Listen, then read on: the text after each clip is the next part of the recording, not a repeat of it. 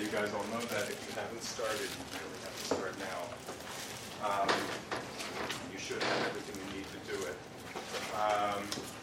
There's a handout online on linear algebra, geometric review of linear algebra. You can't really learn linear algebra from that. It's really meant to be a super tight, compact review of basically everything we've done, but you get to see it sort of all written out, so you don't have to like sit and go through a video and look for the bit that explains something you didn't understand.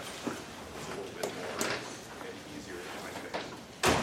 And feedback appreciated. If you find stuff in there that doesn't make sense, or if you find errors, please let us know. That would be great. Tomorrow's class is at 10.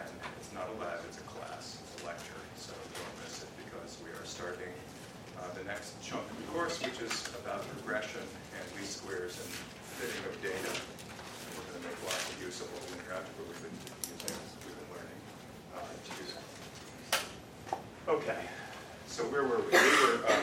I'm going to just, so today we're going to just close all of this out. And there are two things that we didn't quite finish. They are, here, I'm trying a new pointer. Look at that. Is it good? Okay. Judging from the rest of the audience, a big success. At least for the first attempt. Okay. From now on, it's all downhill. It also, if I double click it, it'll let me do that. I actually think it's really bad. Because if you use a real laser pointer, it's much brighter, so it can be small and get your attention. This thing is kind of sluggish and delayed and dim. It gets the same intensity as the screen, so it's not as noticeable. Anyway, we'll make do. Two things we're going to do right now, and then we'll start. We'll talk about trichromacy. Okay. First, I skipped past this last time, and I want to tell you about this. It's sort of technicalities, but it's a little bit of also an exercise in sort of getting comfortable with the content of the SVD and how the matrices work, okay? So here's the question. There's an algorithm in MATLAB. There are many algorithms out there, but and we're not talking at all in this class about what those algorithms are, but there are algorithms for computing the SVD. So the computer, if you hand it a matrix, it will hand you back the SVD. I told you about that last time. I mentioned the name of the function, and I told you a little bit about that normally it just hands you back the singular values, a vector of the singular values, and if you ask it, it will hand you back all three matrices.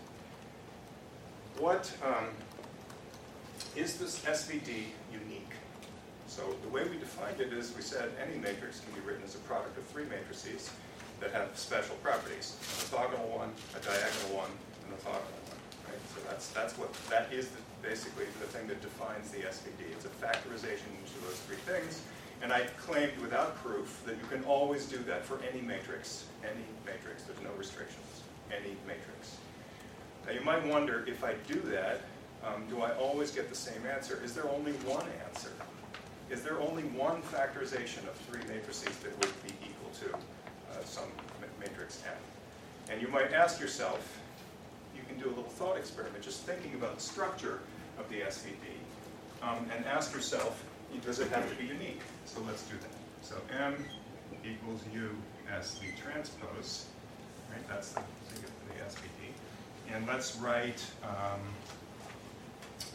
want to make one? I guess I could stick with the one that's on the slides, or no, we'll do one that's a little different. We'll make a short and fat one. So actually, we'll just make a square one for now, okay? So I have three square matrices. By convention, we're usually going to think about the rows of V transpose, and we're going to think about the diagonal of S, of course, and then we're going to think about the columns of U. And we did this last time, and I'm basically telling you again. Let's see, I know Shinmon's going to give me a hard time if I don't have the numbers matched up. There's 5 here, there's 5 here, and I've got 6 or 7 here. All right, I'm fixing it. 1, 2, 3, 4, 5. How's that? Okay, 5 of each. Okay, it's square. And one thing you can think about for just a second, and actually it comes from what's on the slide there. Oh, I actually want to press something and went to the next slide. How perfect is that? Okay, so the uniqueness of this. Okay, if I have these two orthogonal matrices in this diagonal matrix, is there anything I can do to these matrices that will leave them with their properties? That is, they'll remain orthogonal, diagonal, orthogonal, but they will still they will be a different set of matrices. In other words, is there another SVD? Can you think of anything that we can do? I'm not sure, but then you transpose U and S and flip them. Okay, so there's something about maybe transposing. And then That's, the order. yeah, so if you transpose U, what is the transpose in an orthogonal matrix? It's an orthogonal matrix, and in particular, it's the inverse of the original one, right? So if you transpose it, it really is a different matrix. And so in general, you can't do that. There are special cases where you can do that. You already know this. The identity matrix is an orthogonal matrix, and that's one where if you transpose it, it's still orthogonal, and it is itself. So in that case, you could do it, but in general, you can't do it. I'm looking for something more general. All you know is this is orthogonal, this is diagonal, this is orthogonal. Can you do anything to these things that will preserve those properties and will still have the total matrix product be the same, i.e. the product of these things is still M? If some of them are minus and then the corresponding ones on the last week. Good, good, right, okay, so I could pick any one of these, and just to make the argument, we'll pick, say, the middle one. There are 5 of them, so pick that one. And let's pick, I get to choose 2 of these matrices, so I'm going to pick, it doesn't matter which 2, you'll see why in a second. I'll pick the S and I'll pick the V. Okay? So here's the middle element of the S, the middle diagonal element, and I'm going to pick the middle row of the V transpose. Middle column of V, middle row of V transpose. And I'm going to negate them. I'm going to multiply this by -1, I'm going to multiply that by -1. Does anything change? No, because this, what I really just did is I stuck a -1 here and I stuck a -1 here. It's kind of like sticking an identity matrix in the middle that has a -1 at this one location and 1s everywhere else. I stick 2 of those in. The product of those 2 is the identity. It doesn't do anything because the -1s cancel each other. -1 times -1 is 1. And I apply one of them forward to the V transpose matrix, and one of them I pull back and apply to the S matrix. So if I do that, these 2 things are negated, but nothing changes. Because this -1 is going to hit that one, and they'll annihilate each other. So I can flip the sign of any pair of elements in 2 of these matrices that are going to end up hitting each other, and it won't change anything. I didn't have to do it with S and U, S and V, sorry. I could do it just as easily. I could have come over here and grabbed out this column of U and multiplied that by -1. If I multiplied this by -1 and that by -1, again, nothing changes. The total product of these matrices is exactly the same as it was before. But the matrices are not the same. They're different matrices because this now has, this whole row is negated, and so is this one. What am I doing? Remember, it's an orthogonal matrix, so I can think about these columns as being, you know, axes that are perpendicular to each other. They're vectors in some space that are perpendicular to each other. And all I'm doing is I'm taking one of the axes and flipping it to point in the opposite direction. That's an equally good coordinate system. It didn't change anything fundamental, but it is not the same matrix. Right? It's a different matrix. These are all multiplied by -1. But it's just as good as a coordinate system. You remember this whole left-handed, right-handed thing? I'm putting in an axis inversion. So I can do that anywhere I want, any pair of these things, and this product is still equal to M. So that's a non-uniqueness of the SVD. Part of the way we get out of that, well, let me give you the other non-uniqueness, and then I'll tell you one way that is a standard methodology that is used to get rid of some of that non-uniqueness. There's another non-uniqueness. There's the multiply by -1. Can you see anything else we can do? It has to do with, you know, the order. When we make a basis, right, a set of orthogonal axes for a space, what matters is the set of axes in some conceptual sense. The order that we put them in is kind of arbitrary. So it's by convention that on this, you know, in a 2-dimensional space, we define the horizontal axis as the first coordinate and the vertical axis as the second coordinate, but it's just a convention. It doesn't matter. If I said, well, I'm going to actually redo all of my math and everything that I've ever done, calling the first coordinate the y coordinate and the second coordinate the x coordinate, nothing fundamental would change. I'd have to change all my notation, and I would have to keep in mind to flip the order of everything. But everything would behave the same. I would just have to make sure that I stuck to that convention. So it doesn't really matter which one you put first. Switching the axes, the order of the axes, doesn't change anything fundamental. And so that can also be done here. Let's look at how that would work. If I pick two indices, it doesn't matter which two, so I'll just kind of make it arbitrary again. Imagine I pick the first and, I don't know, the fourth, okay? And what I'm going to do is I'm going to take the first and the fourth, and I'm going to swap them. I'm just going to put this row here and put this row here. I'm not going to change what's in them, just change the order. So I just switched, I permuted the indices of the rows, and I'm going to do the same thing here, this thing with this thing, swap them. And I'm going to do the same thing here, this thing with this thing. Sorry, I've erased the middle one. Okay? So I'm doing the same pair, always 1 and 4, in all three matrices. And notice that, you know, in keeping with the way the diagram looks, I'm working on columns here, I'm working on rows there, and I'm working on the diagonal entries here. We're always doing that with the SVD. We're going to think about rows here, columns here, diagonal entries here. So I'm going to just permute, swap the order of these, and these. That also does not change the product of these three matrices. Why not? Anybody have an idea why that wouldn't make any difference? We talked about it last time when we kind of talked through what the SVD is doing, and in fact, it was on the slide. Thought I had that up there.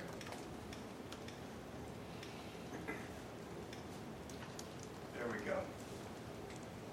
That top thing should tell you.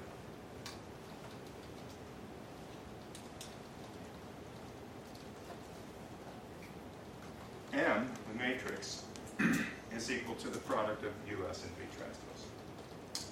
We can trace through what happens to each of these rows and think, okay, so what I'm really doing is whatever my input is, I'm going to dot product with this row and multiply it by this scale factor, then multiply the number that I get by this column. And I'm going to do that for the second row, the third row, the fourth row, the fifth row, and I'm going to add them all up. When I add them all up at the end, I've done the same thing for each of these entries, and I add them all up. It doesn't matter what order they're in. If I did the first one, and then I jumped and did the fourth one, and then I went back and did the second one, and then I did the fifth one, and then I went back and did the third one, it wouldn't make any difference. As long as I get them all, it would be fine if I shuffled the order. So the order doesn't matter. All I'm really saying is the way we assign, the way we loop through and add these up, it's the summation over k, it doesn't matter that it's in order. As long as we cover all of them, we can go through them in any order we want. So that means that we could switch the order, permute the indices to anything we want, as long as we did a consistent permutation here of the rows, here of the diagonal entries, and here of the columns. It's to be the same permutation. You can't just scramble things arbitrarily in the three matrices. They all have to get moved the same way. So if I swap 1 and 4, that was my initial example, and I swap 1 and 4 here, and I swap 1 and 4 here, it's not going to change anything. This product will still come out the same. The matrices are not the same. They're not the same matrices, right? Just the new matrix has the fourth row up here and the first row down here. But the product will be the same. Okay, so there's two basic non-uniquenesses in the SVD. One is the ordering of the indices, which is arbitrary, and I'll tell you by convention that we're going to fix that. And the second thing is the signs can be flipped. Okay, so those are not unique. And you realize that for the orthogonal matrices, that's just flipping axes, inverting them. So it's not changing really what the coordinate axis is. It's just changing the directionality of which way is positive and which way is negative. Okay, by convention, most SVD algorithms, they don't have to do this, but by convention, most of them will do the following two things. First, they will arrange it so that when they hand you back an SVD, the singular values are always positive. they won't give you any negative ones. How do they do that? Well, they run an algorithm that gives back a US and V transpose, and then they look at the singular values, and if any of them are negative, what do? They do what I just showed you. They multiply they take the negative ones and they flip them, make them positive, and then they flip either the corresponding row or the corresponding column of one of the orthogonal matrices. You have to choose. They flip that so that it doesn't change the product, but now the singular value that you've got is positive. Okay? So they make an arrangement, again, by convention. It doesn't have to be that way, but by convention, we choose all the singular values to be positive. It's actually useful. I'll tell you in a minute why. But let me say one other thing. Not only do we make them positive, but we also sort them. And by convention, again, we sort them from the largest to the smallest. And that gets rid of the ambiguity about the ordering, right? I told you can permute these indices, it doesn't change anything. It's true, it doesn't change anything. So by convention, we're going to choose an ordering, which is a kind of natural one, in which they're sorted from largest to smallest. Okay? And that gets rid of some of this non-uniqueness. It doesn't really matter. As an SVD, it would function just as well if I swap the order around. But this allows us to have a standard order, and it means that when you get back your singular values, you can actually look through them and count on them starting from the largest and going down to the smallest. Why do I care about which ones are small and which ones are large? What do the singular values tell you? The importance of these axes. Say it again, I'm sorry. Importance of this Right, axis. it's sort of the importance of the axis. It's really, as you go through the matrix, remember all the action is in the singular values. And they describe these sort of stretch vectors, right? They tell you what happens into different directions in the space. When they're large, it means that that direction is getting stretched out, expanded, if you like. If they're bigger than one, it gets expanded. When they're small, it means it's being squeezed. And then there's a special case when they're zero, really small. That means you're throwing something away. So you really often, one of the main things you want to know when you do an SVD is, are there any small ones? And in particular, are there any that are zero? Notice that if they had arbitrary signs, positive and negative, it'd be kind of a pain in the neck to look for the zeros.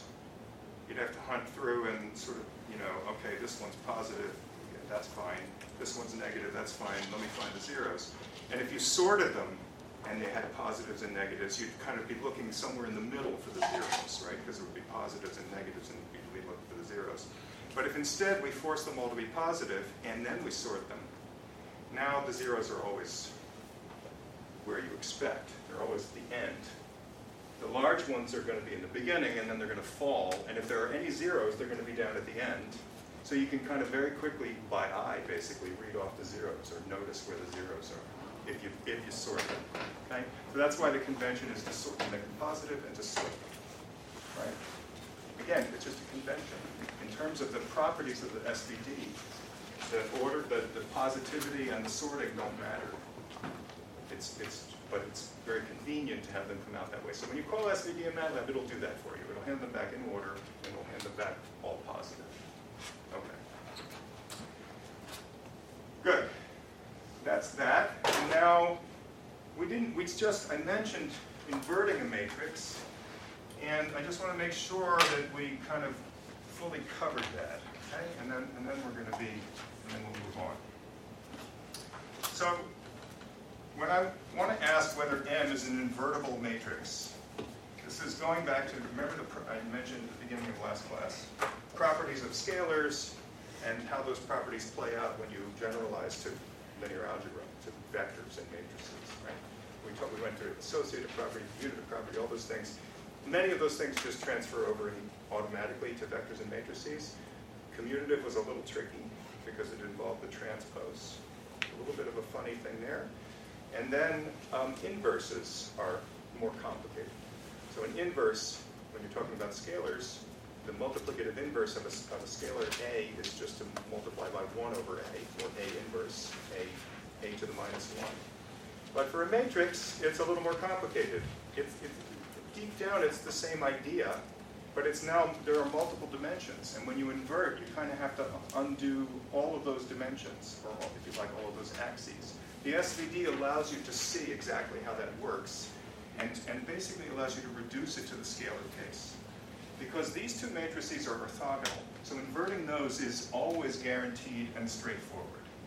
To invert these matrices, you just take the transpose and you're done. There's nothing else to think about. So the invertibility of M, if M is going to be invertible, what that means is that if you pass any vector through M, whatever, and something comes out the other side, there's a way to go back. If I handed you the output, you would be able to work your way back and tell me what the input was, uniquely and correctly. If something is not invertible, it means that if I hand you the output, you can't tell me where it came from. Okay? So think about the scalar case again. If I tell you, if I'm going to multiply by 0, and I have a system that just multiplies things by 0, and then I hand you the output of that system, and you know it's doing a multiplication. When I hand you a 0, you can't tell me what the input was, because whatever input it was, it got set to 0 by the system. And so you can't go back, right? It's kind of trivial. It doesn't even seem like it's worth talking about. It's dumb. In a matrix, what happens is you take an input, and some things might be set to 0. And so the answer about whether you can go back or not is usually something a little bit more subtle. It's about which things can you go back, can you recover, and which things can you not recover. And depending on the dimensionality of the matrix, you may be able to recover some pieces and not others.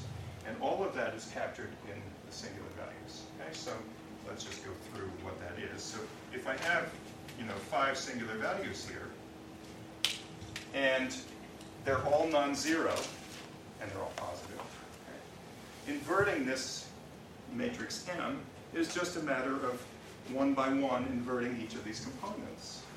And that's easy. This one we know is the inverse is U transpose. This one, the inverse will be another diagonal matrix whose entries are 1 over each of these singular values. So 1 over S1, 1 over S2, 1 over S3. So it's just the scalar inverses. And as long as none of these are 0, you're fine. You just make that diagonal matrix and you put in 1 over each of these guys on the diagonal. And then the inverse of this one is V. This is V transpose, so its inverse is V. And you're done.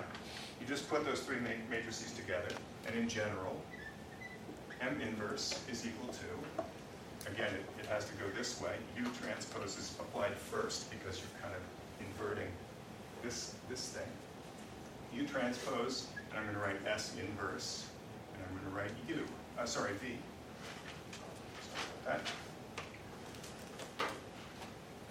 And notice that not only is that the inverse, but this is the SVD of the inverse. Then SVD is a product of orthogonal, diagonal, orthogonal. This is a product of orthogonal, diagonal, orthogonal. So this is the SVD of the inverse. We start with M. Compute its SVD, we invert each of its elements, put them in reverse order, and that's the SVD of the inverse. And by using the SVD, we can calculate this and not only calculate it, but reason about it very easily. It's just what I said. Just invert each of these pieces one by one. Okay? And you can convince yourself, I hope, that if you were to take this matrix M inverse and multiply it by M, you would get the identity. We sort of did that last time. Because this U transpose is going to be next to this U, and they're going to cancel. Identity. The S inverse will then be next to the S. They're going to cancel. Identity. And then the V transpose and the V will be next to each other, and they'll cancel, and all you have left is the identity. So M inverse times M is the identity. Okay. This is all true. I didn't write the condition. Assuming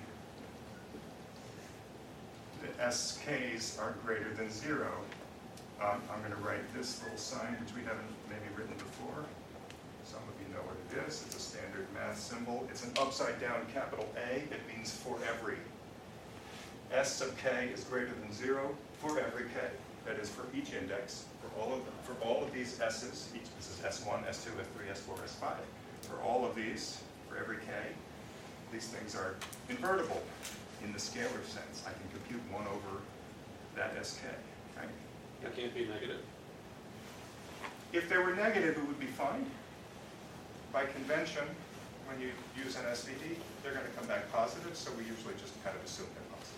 But yes, technically, we could, if we're working with an SVD that doesn't follow that convention, then I would write this.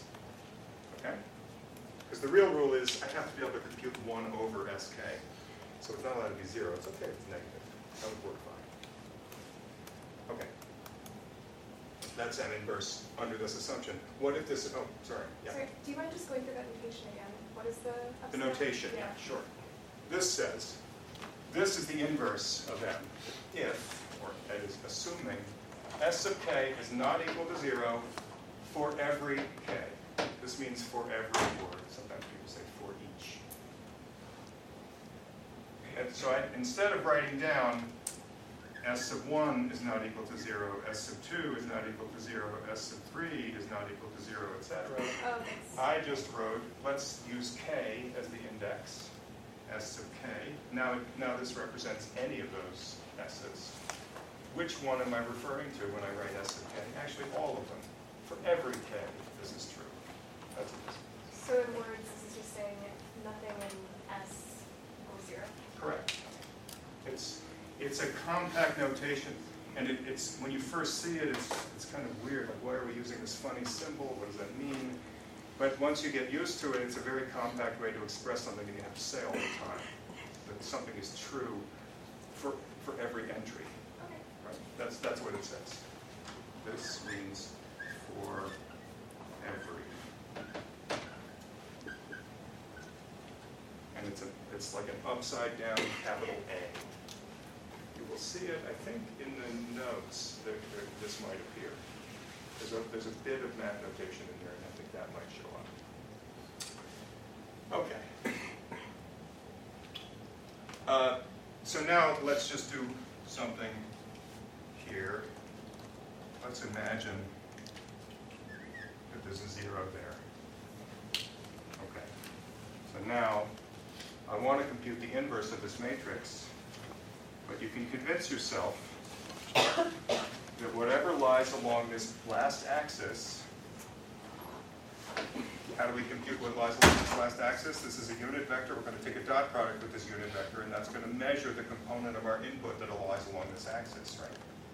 When I multiply this by the input, call that x, I'm going to take dot products with each of these, 1, 2, 3, 4, 5, and the last one will be the amount of x that lies along the direction of this last axis, whatever it is. So that component, whatever that is now going to be multiplied by 0. The others will be multiplied by whatever these entries are. 4 entries, let's say they're non-zero, but this one is going to be multiplied by 0.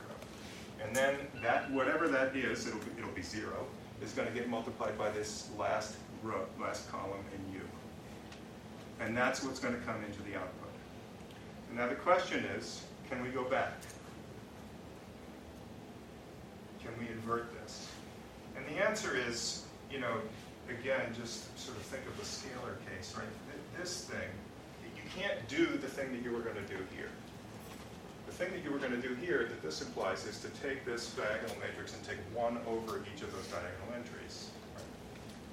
This thing, I didn't write it, but this thing is just 1 over S1, 1 over S2, 1 over S3, 1 over S4, 1 over, we're in the room, 1 over S5.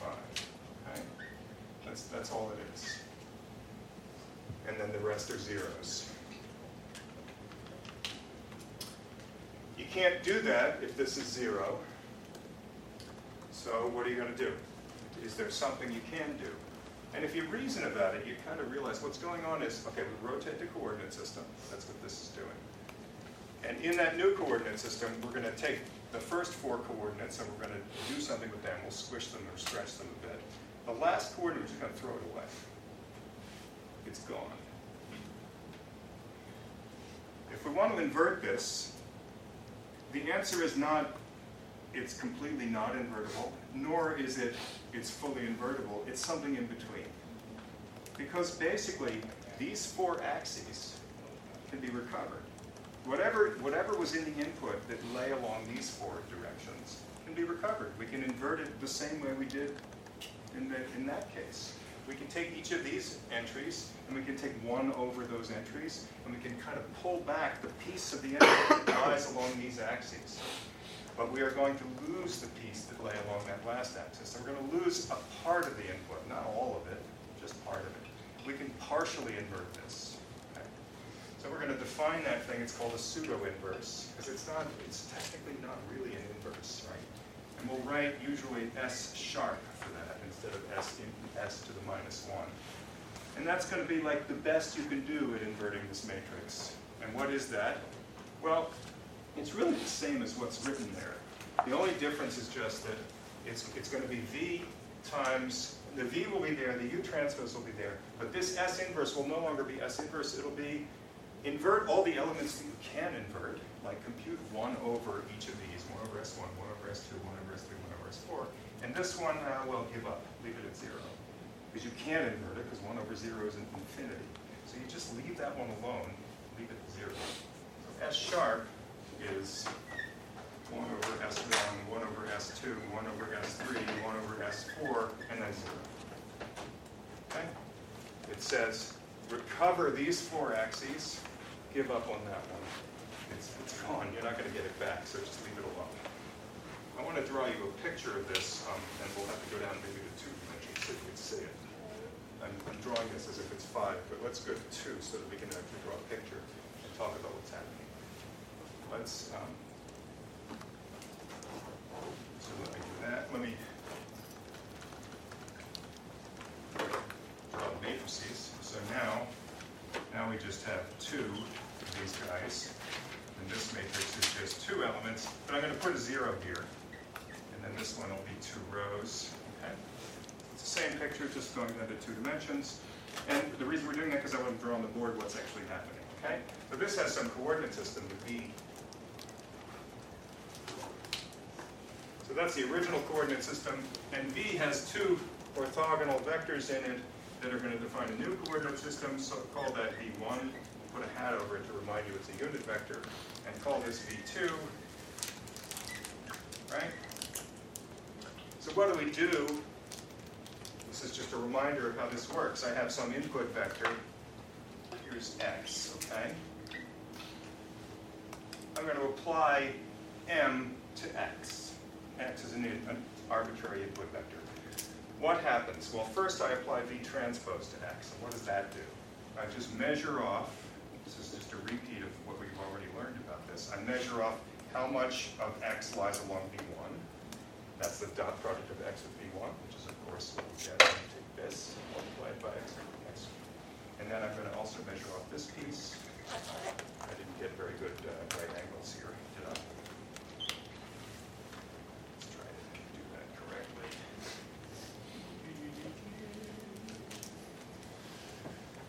That's closer. There's V2. Okay. So now, so this distance is what I get when I take a dot product with V2. This distance is what I get when I take a dot product with V1, i.e. it's the coordinates in this new coordinate system. Right? It's telling me where is X located if I measure it along these axes. Okay, so I have these 2 numbers. Now I take the piece that lies along the second axis and I throw it away. So whatever number I had here, I just set it to 0. Originally I measured that distance, now I just multiplied it by 0. And this one, let's say that, let's keep it simple. Let's say this one multiplies by 1. Leave it alone. So I just kept this coordinate, whatever that number is, and this one I just set it to 0. And now I'm going to take those 2 things and I'm going to stick them back out through 2 more axes. So I can't draw, I'm not going to draw it on the same plot. I'll draw it on a different plot. So now, over here, I have, I don't know, let's say that I'll use a different color. We'll make these red. So that these guys were green. And now we're going to use red for these guys. So now let's say, I don't know, it doesn't matter where they are, but let's kind of mess with this a bit. Let's say that U1 is over here. That's U1. And U2 is, because they can point anywhere they want, I'm just drawing arbitrary choices here. As long as they're orthogonal, we're fine. They're unit vectors, they're orthogonal. So here's U1, here's U2. That's what's in this matrix. And now what do? I take the numbers that I have so far. I took this distance, and then I multiplied it by 1. And I take that number, whatever that distance is, and I multiply it by U2. And when I multiply it by U2, well, that distance is more than 1 because this is longer than V1, which is a unit vector, so I'm going to basically come out here. Okay, so I'm going to take that vector, right? I took that number and multiplied it by this vector. That's what I just did. And then I'm going to take the other number and multiply it by U2, but the other number is 0. So I'm not going to multiply U2 by anything. I'm going to multiply it by 0, and then I'm going to add those together. So what I get is this. This is the answer that I get out. It's this vector when I apply m to this x. Okay? I've just gone through these transformations one by one. Now, what if I wanted to go back? Well, I'm just going to undo all of this. So I kind of go back through the rotating the coordinate system. This is a U1, U2 coordinate system. I'm going to go back through that. And I want to undo the multiply by these numbers, but I can't undo the multiply by 0. I can't do that. I want to draw you a picture of what this means, not just for this x, but for all x's. And what I want to do is sort of describe the fact that what we're really doing is taking all the x's in this space, and we're throwing away their coordinate that lies in this direction. Which means that this entire space, everything on the board, is getting smashed down onto this line, the one that's defined by V1. Okay? So everything in the space is smashed onto V1. Then you take that, everything's lying on this line, and you rotate it and stick it out in the U1 direction. Okay, so this line, so the operation is smash everything onto this line, then turn the line around and rotate it and stick it back out this way. So now, if I want to go back, the reason I can't go back completely is because not only does that x lose this coordinate, but anything that lies on that line, which I'm drawing very badly, I want to draw a line that's perpendicular. There, that's better. A line that's perpendicular to V1 hat. Anything that in the original space that lay on that line ended up in the same place. They all lost their V2 coordinate, and so they all end up being just represented by their V1 coordinate, and they have no V2 coordinate. Their V2 coordinate is 0. So everything along this line gets smashed down to the same point and comes out, after getting multiplied by the U1 vector, comes out here. That entire line in the input space is ending up here at one point. A line just got smashed to a point. If I take a different line, there's a whole set of vectors along that line that are going to end up at this point. And if I take different lines, all perpendicular to V1, each one of those is going to end up somewhere along here. So the reason that you can't invert this is because if I tell you this number, where I am along this line, you can't tell me where you started. You can tell me, if I tell you that you're here, this is the output, you work your way back, you say, okay, I know this piece of the input, I know this coordinate, but I don't know the other coordinate. It could have been any of these vectors that I started from, any of them, because they all would have ended up here. That's why you can't invert. So a piece of the input has been thrown away. Not the whole thing. I have some of it. I have this piece of it. I don't have that piece of it. It's gone. So what I can do if I want to invert this operation is get back the piece that was not thrown away and give up on the piece that was thrown away. So my inverse, my pseudo-inverse, is going to be start with any of these x's along this line. They end up at this point. If I want to go back, I'm going to go back and hand you this. That's not a true inverse, because if I started over here, for example, I just went to this point, and I'm going to come back over here. If I started down here, I go forward through the M matrix, I land at this point, and I come back, and I end up here again.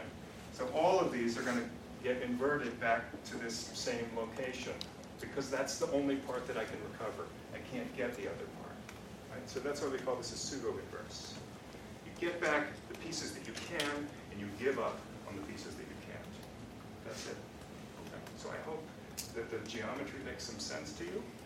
And it's really just about smashing things down onto lower dimensional spaces in general. In this picture, it's about taking this entire two-dimensional plane and smashing it down onto this line, giving and losing one component of the space. Of course, if these were both 0, then we would have a really kind of dumb situation because the matrix would have thrown everything away. Everything gets mapped to the origin, and then this pseudo-inverse is basically to do nothing because you can't do anything. You've lost everything. And in general, if we have however many dimensions we start with, we might actually find that a matrix is losing some coordinates. There's a couple of zeros there. Okay, we have to give up on those, but you can get back the others. If you're in a 100-dimensional space, maybe you lose 3 dimensions, and you can get back the other 97. If the SVD is always going to allow you, just by looking along this diagonal, to pick out, oh, okay, some of these are invertible, I can get them back. Oh, some of them are not. Some of them are 0. They're gone. And so a lot of times what we do with an SVD is we just look at the singular values, and if you have a lot of them, you might even plot them, right? So this will be singular value, or let's call it S of k, since that's our notation, and over here is k, and I asked MATLAB to plot it. By convention, they're all positive, so they might, and I'm going to plot them. Usually you plot them in, they start from the bigger one, you go to the smaller ones. So we'll start from the first one, and we'll go up to the nth one, whatever that is. And you'll see that they might fall like this. And then all of a sudden, you hit the bottom. When you read this, you say, there's a moment here where I'm losing stuff, sort of squeezing it, bang, right here. Everything beyond here is totally gone. Now it's really 0. Before here, there was a little bit left, and I can stretch it back out. Maybe I got multiplied by the 0.1 here. I can undo that because I can multiply by 10 and get this back, this axis. But these axes, gone. Gone. No recovery. Okay. So you'll read an SVD by looking at this distribution of values. By convention, they're going to go from the largest to the smallest. They're going to be decreasing. And you can read off where do things get thrown away. Okay. I think that's what we wanted to say. Oh, one other thing. I introduced last time the idea of a null space. It's basically there are some vectors in the input that actually get thrown away. And that the set of vectors in the input, it's not like, oh, there's one here and there's one here and there's one here. Whatever vectors get thrown away form a space, a vector space. And you know that because that thing, it has to obey superposition. Let's write it down. So if I tell you, we can just use superposition to sort of prove this to ourselves, right? So if I tell you that there's some x, let's say I have an x, and I find out that mx equals 0. It actually produces the 0 vector. It's also true that any multiple of x will give me 0, right? Because if I take m times, call it alpha x, right? That scale factor, I can just use associative rules and pull the scale factor up in front, which is equal to alpha times mx. That's also equal to 0. So that immediately tells you that if there is a vector in the null space, i.e. if there is some x that gets mapped to 0, then it's not just that vector, it's the entire line through that vector that's getting set to 0, right? Because I can rescale x, and I can go anywhere on the line, right? All the way back to the first vector of the class, right? When you multiply by a scalar, you're just rescaling, changing the length of the vector. And if you think about where you can go in the space by rescaling the vector, you can cover the entire line, okay? So if x is in the null space, then any multiple of x is in the null space. And if we have two vectors in the null space, if mx1 and mx2 are both in the null space, so this is equal to 0, and this is equal to 0, they're both equal to 0, then it must be true that m of x1 plus x2 is in the null space, right? Because of the distributive rule. If I take the sum of these two vectors, then m times the sum is equal to m times the first one plus m times the second one. That's just superposition, right? M is linear. It's a linear system. So applying m to a sum of two inputs is the same as applying m to the two individual inputs and adding Null afterwards, right? So that's true. And that's 0 plus 0. So this tells you that these two things combined tell you that if there's a vector in the null space, then all multiples of that vector in the null space. If there's two vectors in the null space, then any combination of them, the sum of them is in the null space. And in fact, if you mix these things together, you can actually convince yourself through superposition that if there's two vectors in the null space, the entire plane that they cover, that they lie in, is in the null space, right? Because I can get anywhere on the plane by taking the right combination of those two vectors. So that means the whole space is in the null space, not just one of those vectors and the other vector. Automatically it's contagious, right? And once you find out those two are in the null space, the whole plane goes. It's all mapped to 0. Okay? And how do I figure out what that set of vectors is that are in the null space? Well, you read them off from the SVD. And I showed you that last time, right? You just think through the action of these matrices and you ask, well, what are the things that are going to get thrown away? That's the null space, the things that are hitting the zeros. And you work backwards and you can say, in this case, in this two-dimensional case, the null space is just, it's this vector, because this is everything that comes through that is going to go to 0. And it's all multiples of that vector, of course, it's a unit vector. But all multiples of that are also in the null space. So it's the line defined by this vector. Done. If I'm in a 5-dimensional space and there are two of these zeros, then it's not just the bottom two vectors. It's any combination of those two vectors. But those two vectors are little orthogonal unit vectors, and they form a coordinate system for a plane. And so the entire plane is in the null space. Right? So we can read off from the SVD a description of everything that's in the null space. If a matrix has a null space, it's not invertible. It kind of makes sense, right? If it has a null space, that means that there are vectors that it's throwing away. And if it has a null space, that means that you cannot recover those vectors. That means that it's not invertible. So the null space is exactly the stuff that you cannot recover. The rest of it, the pseudo-inverse, you just recover the other bits, the stuff that's not in the null space. But the stuff that's in the null space, it's gone, and you leave it alone. Question? The null space is defined by S. So S tells you which indices correspond to the null space, because you look for the zeros. But that doesn't tell you what the null space is. It just tells you, okay, this last axis, that's where the null space lies. To actually get a definition of the null space, you need vectors, and you look in V. It's the columns of V, or the rows of V transpose, that tell you what is in the null space. These things are describing the things in the input that are going to get thrown away. These are the coordinates of the input space that you're going to project onto. And the ones that are getting set to 0 are the ones that describe the null space. Okay. So you look here to figure out, well, which indices do I have to choose? Which ones are part of the null space? I look for all the zeros. Right in this picture I drew here, you say, okay, all these zeros here, these are all corresponding, these all belong in the null space. But those are just numbers, right? 0, 0, 0, 0. Now I have to go back and look at the V matrix and ask, okay, what are the vectors, the unit vectors that correspond to these? In this case that I drew, there's a whole bunch of them, like 30 or something, right? So let's say there's 10 zeros here, and the 10 vectors that are at the bottom rows of the V transpose matrix, those 10 vectors are unit vectors that represent the null space. And I have to look in that matrix to get those unit vectors. This just tells me where they are, the last 10. Okay?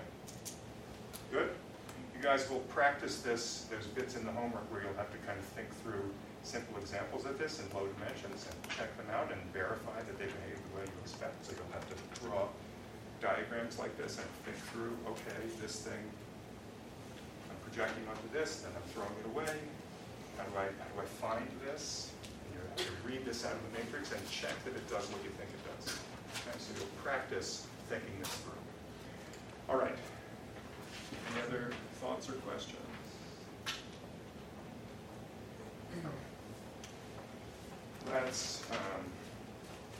Let's take a brief break, and then we'll talk about trichromacy. We'll do a short break on trichromacy. Let's do this. Okay, so now we can kind of take a break from grinding through math, and we're going to walk through an example that's actually a real neuroscience example, and also a perceptual example. So those of you from CMP and those of you from CNS, and hopefully everybody else also from either of those can appreciate it. I think this, for me, so I heard this story, I learned about this at a summer course. It was taught, this particular lecture was given by Brian Wandell, and my jaw dropped when I heard this, because to me it was like the most beautiful thing I've ever heard as a story of science. And so, well, I don't know, you may or may not agree, but I'll try to convey you why I think it's so amazing.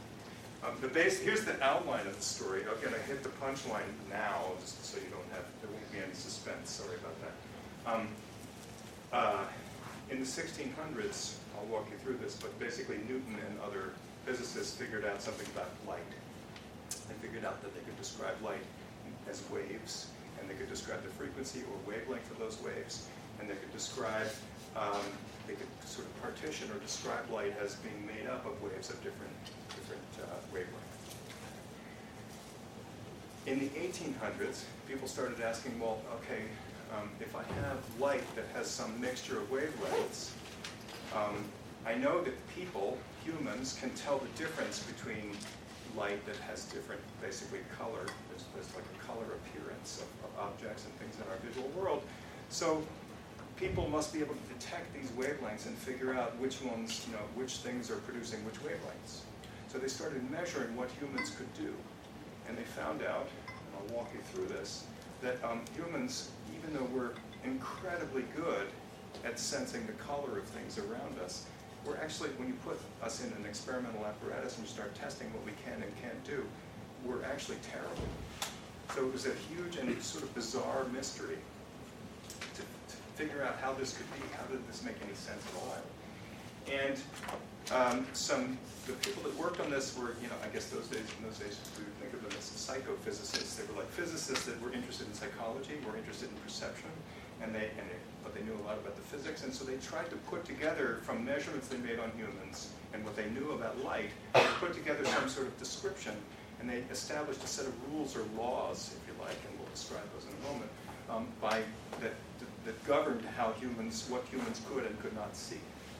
And eventually, as you'll see, that theory, they emerged with a very, very precise and tight theory that made perfect predictions of the behavior across basically the whole population.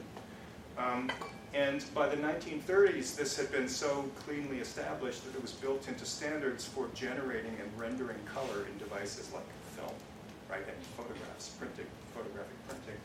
And of course, that's still with us today. Those standards that were done in the 1930s are still part of every device that we use that displays color.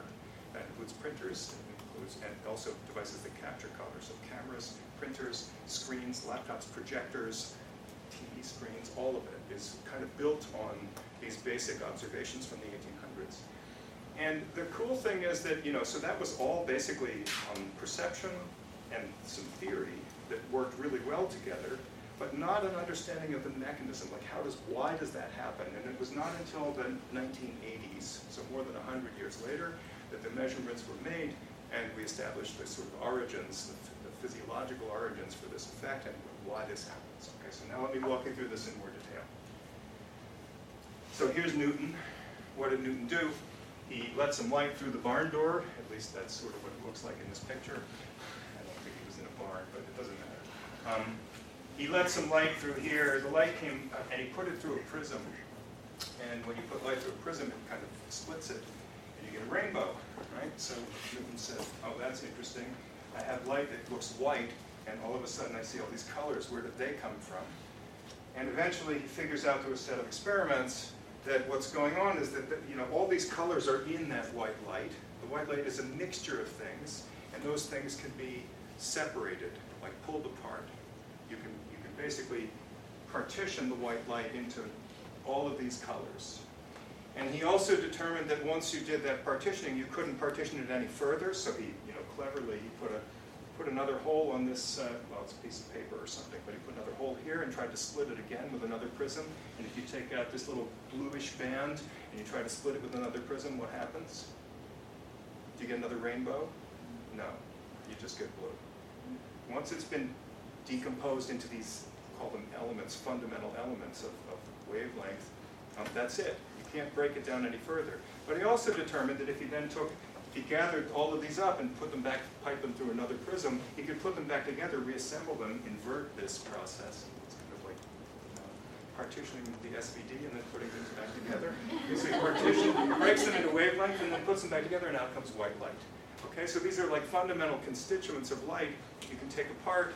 You can't break them down any further, that's it, but you can put them back together and get back white light. And if you block some of this and put some of it back together, you can get lights that have different color. They look different. Yes?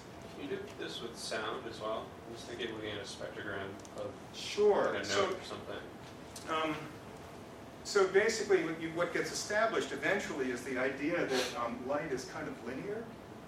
Like if I'm looking at, and this is true, so if you do graphics, computer graphics, and you have to render scenes, right? So you have some description of the reflectance functions of objects, the shape and reflectance functions of objects in a room, and you have some light sources, maybe more than one. You turn on a light source, you do ray tracing or some other calculation to figure out what happens as the light bounces around the room and bounces off of all the surfaces and bounces between the surfaces, and eventually comes to a camera, and you say, well, how much light and what colored light comes from each direction off of which pieces of which surface. It's a complicated and big calculation, but you can render an image that describes what that scene would look like if you were standing in it. Okay? So that's what vision is about, right? Your eyes are taking in light that's bouncing around this scene, and your photoreceptors are gathering up that light, measuring that light in different positions in a 2D spherical surface in the back of your eye, and that recording that's what you see, right? You see, you then process that, and that's the basis of the information on which you perform visual actions and which you build visual memory. Okay, so the rendering process is linear. What does that mean? It means that if I take two light sources and I render this scene with one of the light sources on, let the light bounce around, record it with a camera, then turn the other light source on, turn the first one off, measure with the second light source, measure with the camera. Now I turn both light sources on. What do I get? Well, you could re-render it with both light sources on, calculate all the light bouncing around the scene, and it turns out that's equivalent to just adding the two images together. So the process of rendering, where you take all that information and generate an image, it's linear with respect to the light sources. Turning two light sources on gives you an image which is just the sum of the two images that you got from the two individual light sources. And that's true for scaling as well. So if I take one of those light sources and I double it in amplitude, then the image that comes back will be doubled in amplitude.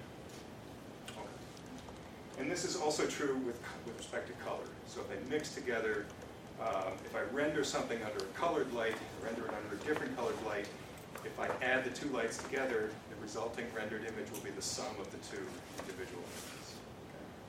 So the process of rendering is linear, and light adds, because photons add. If I'm counting photons and I turn on two light sources, the number of photons that are going to land on a given receptor or measurement device are going to basically be the sum of the two that I would get from the two individual measurements. So this is on the next slide. So this is basically, we're going to think about representing light this way, the way Newton taught us to do it. So the idea is that this is wavelength. This is wavelength over a range from 400 to 700 nanometers, which is actually the range that's visible to humans. You could measure beyond that, but humans can't see it, so we're just going to stick with that. And we're going to actually describe these measurements not as some continuous function over wavelength, but as a vector, a discretized vector. So imagine that you have, I think in these examples there are 30 numbers here. This is sampled, that's what these points are, at 30 different positions along the wavelength spectrum. Okay? I'm going to measure how much power there is, how much energy there is in light at different wavelengths, and I can do that by basically taking whatever the light is, running it through a prism, and and then having something that can measure power or energy as I move along the wavelengths, right? I measure in a little tiny interval how much energy is coming at that interval, and any given light source is going to have some function, some shape that describes that amount of energy. In this case, this thing is sort of bluish, so it has more stuff on this end. Blue is that end, red is this end. Okay, so low wavelengths are, am I getting this right? Yeah, blue, and this is red. So we go through here and we have the amount of power in each of these. Okay, so that describes a particular light source, and if I were to increase the amplitude of that light source or decrease the amplitude of that light source, like multiply by 0.5, I'm just taking all these numbers and multiplying them by 0.5. And of course, you should be thinking to yourself, this is a vector. It's a 30-dimensional vector. We can't draw it really using an arrow because we can only go up to 3 dimensions. I told you this before. So I told you that often vectors in higher dimensional space will represent them as spike plots, or we can just plot them like this as a graph. Okay, this is not really a spike plot because we can put in all little spikes. But this is a vector, a 30-dimensional vector. And here's another 30-dimensional vector, and this one are related to each other by multiplying by 1/2, right? Or by 2 if you're going that way. Okay, straightforward. And of course, here's 2 lights. They actually have different color, different spectral distributions is the right way to say it. So one of these is the blue one you saw before. That's this with the circles. One of them is kind of yellowish. It's the one with the squares. And if I add those 2 things together, I get, well, it's kind of grayish. And that's this thing with the white. Okay? Literally, you just add, they add like vectors. Each component, the amount of power or energy at each of these wavelengths just adds up. Okay?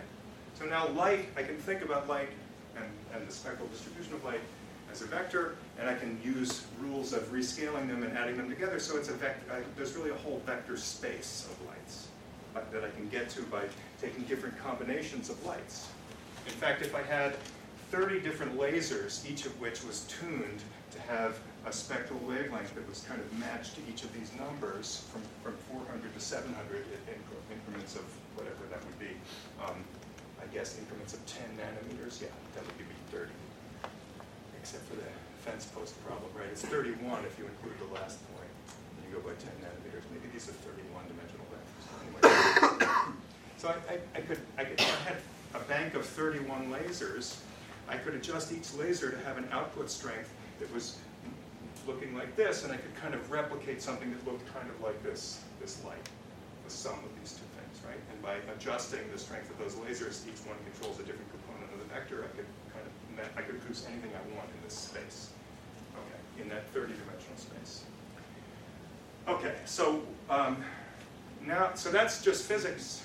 That's all physics. That was Newton. That was physics. What about perception? Okay, why do we have color vision? Why do we think? What story can we make up? I don't really know why we have color vision, but let's make up a story about why we think we have color vision. Some animals don't. Some animals have actually more detailed color vision. Humans have a particular kind of color vision, and what do we use? Primates in general, what do we use it for? Well, one of the things that we use it for is like that kind of thing, right? Like which are the right bananas? So you have to, and that's a color thing, right? Because before I showed you the colors, you can't really tell. And now you say, gee, I think I want to eat the ones on the right because the ones on the left are very green. So we think that, for primates anyway, the story we tell is that color is important for things like this, recognizing food, maybe recognizing other objects, maybe even recognizing or distinguishing threats or enemies or things in our environment. So it's useful for identifying and recognizing things, or recognizing properties of things like ripeness of fruit. Okay. So, and we also know that we're really good at this. So if you ask people, if you turn on a laser, monochromatic light, so it's just, a laser is like a delta function in this world, right? It puts out light at one wavelength or a very narrow band of wavelengths. If I have 2 lasers and and I ask a human to tell the difference between, if they can tell the difference between the light put out by the 2 lasers, I don't have to make them very different for a human to be very accurately and reliably tell me when they're different. Okay? So I can make them just a little bit different. 10 nanometers is probably enough of a difference for a human to tell. Okay? So we're quite accurate at this. Nevertheless, what they figured out in the 1800s is that despite that accuracy, we're actually really kind of lousy at telling the difference between lights. So they did the following experiment. They started they did matching experiments. So that this is like a cartoon depiction of how the experiment works. You pick an arbitrary light. It has some arbitrary spectral distribution. And back then, I guess in the 1800s, they were probably doing this like by burning stuff in a dish. Right? So you put some chemical in the dish and you light it on fire, and it glows it and puts out whatever is in the dish. It puts out some mixture of wavelengths. If you do phosphor, it does one thing. If you do sodium, it does another thing. If you do different things, it puts out different distributions. So this thing puts out some spectral distribution. Let's say it looks like that. And here I'm not even putting the 400 to 700. I'm just putting a little color bar to say, well, this is the stuff that looks blue, and over here is the stuff that looks red. And this is the mixture across the wavelengths. Okay, so that, and you shine that onto a screen, or you put that behind some sort of aperture, and you let people look at it. That's this thing. I'm showing it here like it's being projected from some sort of light source, okay?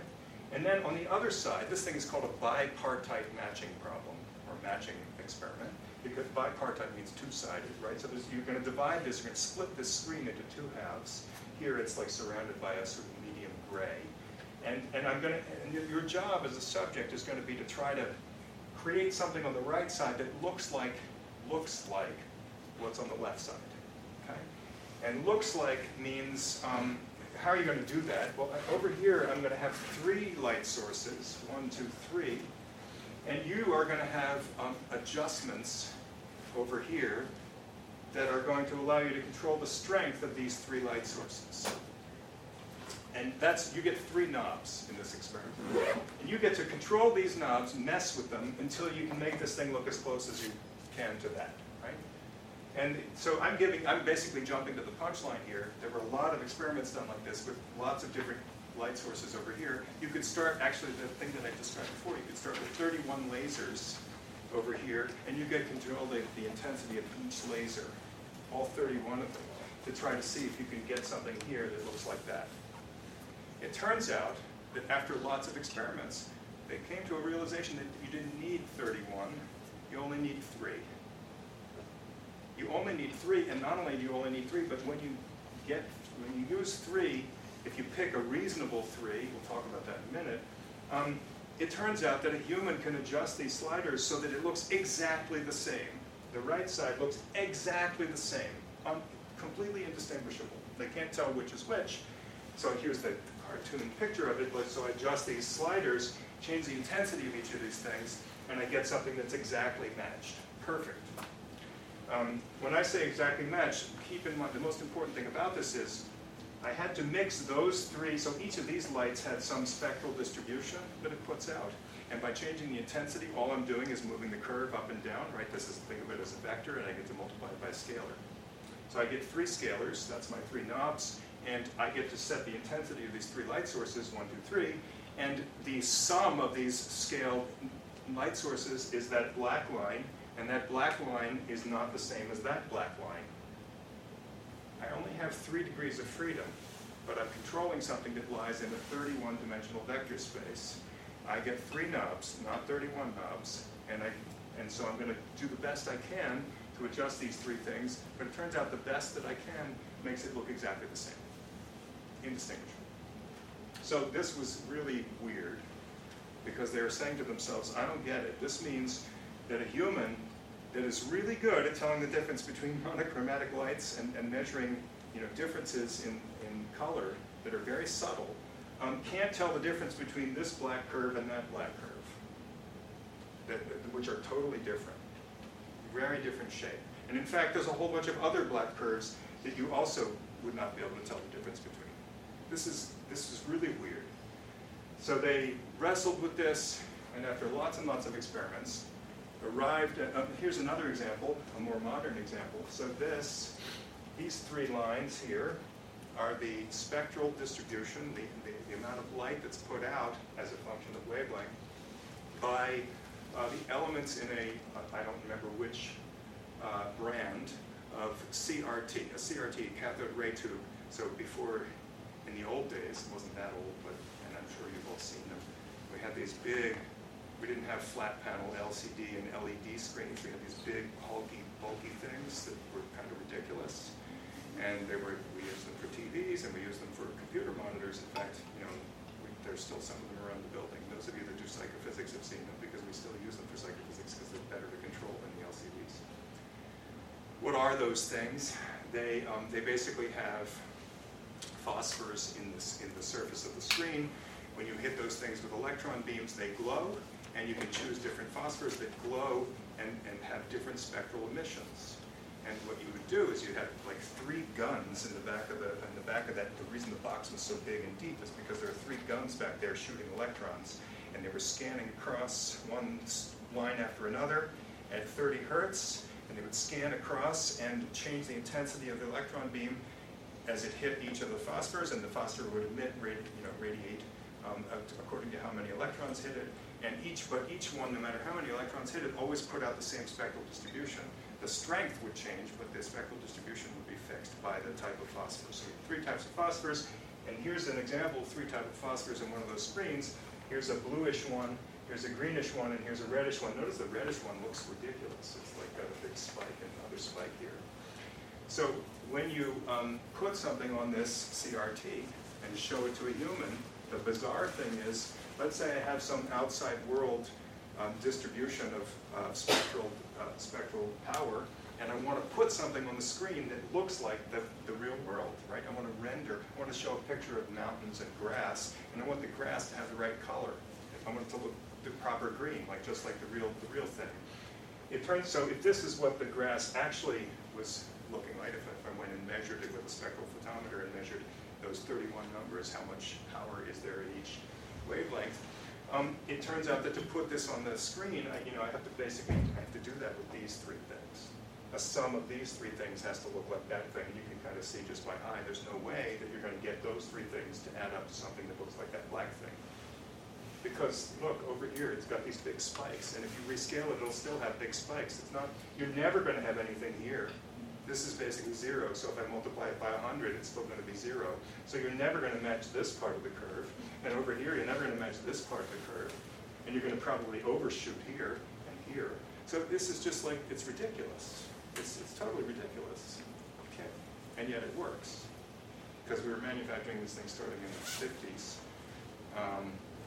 And now we do LCDs, and by the way, LCDs, same issue. LCDs are also using 3 color channels, and LEDs, 3 color channels. They all use 3 color channels because humans can't tell.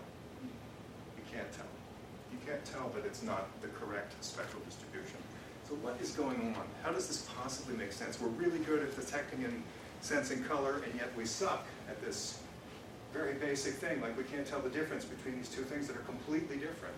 What is going? How do we explain that? And so this guy, Grassman, is, I think, the person who laid it out most clearly, at least in terms of establishing what are the rules. And they're called Grassman's laws. So you can see the date, 1853, not 1953, 1853. It took 100 years till we got to the point where we could manufacture color TVs.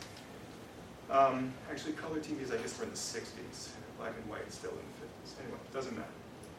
So, what does Grassman say? He says, first law, any light can be matched with a mixture of 3 primaries. So what he's saying is, it's the color matching experiment, right? On the one side, you have an arbitrary test light. On the other side, you have 3 primary lights. He called them primaries. And a weighted sum of the 3 primaries can be made to look exactly like the test light for any test light. So that's already a remarkable thing. Rescaling the light, if I change the test light, the amplitude of the test light, and I redo the experiment, what happens is you get 3 knob settings that are now rescaled by the same factors. So if I double the intensity of the light, you'll just double the knob settings. And if I do this for 2 lights, 2 test lights, and I have light 1 is matched by these knob settings and light 2 is matched by these knob settings, if I now add the 2 lights, it turns out that the knob settings that I get for the sum of the 2 lights is just the sum of the knob settings that I had for the original lights. Okay, so that should sound familiar. I have a system, which is a human in an experiment. The system is taking an input light, that's the test light, and is handing back an output, which is 3 numbers, the 3 knob settings. And that system obeys these 2 properties, that if I rescale the input, the knob settings get rescaled. If I add together 2 inputs, the knob settings get added together. And in fact, combining those two things, if I take a weighted sum of any set of input lights, then I get a weighted sum of at the other end of the associated knob settings. So what does it mean? That in this experiment, under these conditions, a human is linear. The knob settings that the human is recording are a linear function of the input, the test light. So humans are linear under these very restricted conditions. So color matching, that is a human behaving in a color matching experiment, can be described by an n by 3 linear system. Here I'm writing n because n is like if we're thinking about matrices here, we're thinking about finite things and vectors. So just think that n is like 31. It's the number of spectral components that we're going to measure, which is a little bit arbitrary. We chose 31 because we divided things up in 10 nanometer bins and across that range. But the point is that 3 is much less than n. So what we're saying is that what a human is doing is taking that test light and mapping it down to a 3-dimensional space. And that means that we can actually understand something about this system by characterizing that 3-dimensional space with a matrix. Okay. So if we believe that these laws hold, and of course I told you at the beginning there is no such thing as a linear system in the real world. This can't really be true, and of course it's not true. If I rescale the lights and I make them so bright that they blind you, then you won't be linear anymore. You won't be able to see. So it's sort of obvious that this isn't really true for all possible inputs, but it is true over a remarkably large range, and it's very, very precise. And it's an amazing thing is, this is true. If the settings are made by one person, and then they come back the next day and run the experiment again, they give the same settings.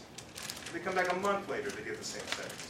If I ask somebody else to come do the experiment, they're going to give the same settings. All humans are going to give essentially the same settings. There's some fine print here, some subtleties, which I'm glossing over. Some of them are written here, but let's leave those aside.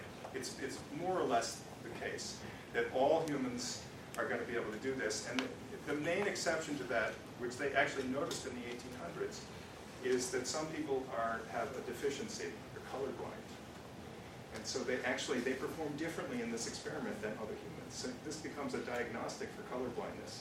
And we'll talk a little bit about what would happen in this experiment if somebody was colorblind. In fact, maybe that'll be part of the homework, the next homework. You'll actually have to assess the colorblindness of somebody based on their data in the color matching experiment. Okay. And then you can send them the diagnosis after. Okay, so here we are. So again, the point of all of that is the human is, they're taking this thing and they're observing whatever the wavelengths are, that's what's coming into your eye, and you're adjusting your knobs until the mixture of, let's write out the linear algebras, right? So these 3 primaries are going to be 3 columns of a matrix. Those are just the lights. And what you're doing is taking that matrix and multiplying it by a little 3 vector, that's the knob settings. That 3-column matrix times the knob settings gives you a weighted sum of the columns, right? Matrix multiplication, matrix times vector, it's a weighted sum of the columns, right? I'm not thinking about the rows, I'm thinking about the columns. It's a weighted sum of the columns. What are the weights? The weights are these. And what are the columns? Well, they're the columns of this matrix, and those are the spectral distributions of the 3 primaries. But that's actually a linear algebra description of the experiment. There's a vector over here, which is 31 numbers. I should have written it that way. So there's a vector of 31 numbers here. That's the input.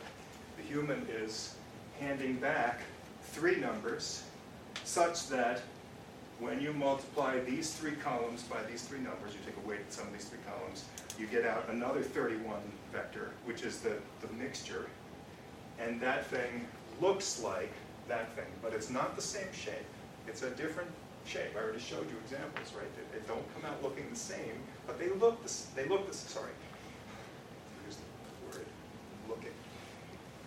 They appear the same to a human, but they are not the same numbers, okay? The 31 vector that's over here is not the same as the weighted combination of these. In fact, generally it can't be. Okay. So, and here it is sort of written this way. What the human is doing, H is the human, is taking this test light, which is labeled B here, multiplying it by a matrix, which is 3 by n, and getting out 3 knob settings. And you know we're going to describe or model the human that way because of Grassman's laws, right? If you tell me that the human is doing this and they obey superposition, then they're linear. Okay, so here's the human. Now we have to figure out what is the human doing. So now we're going to have to characterize the human. We're going to do that. And one way you could do it, how do you characterize a linear system? You do it the same way we derived matrix multiplication.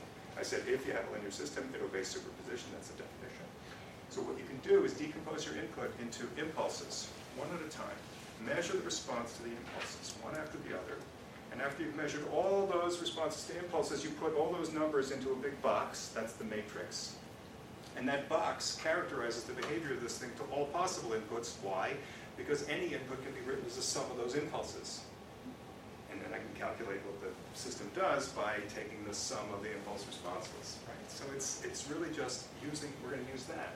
So here's a bunch of, here's a bunch of laser lights. So this one is a 400 nanometer laser. It's got a 1 at the top and 30 zeros.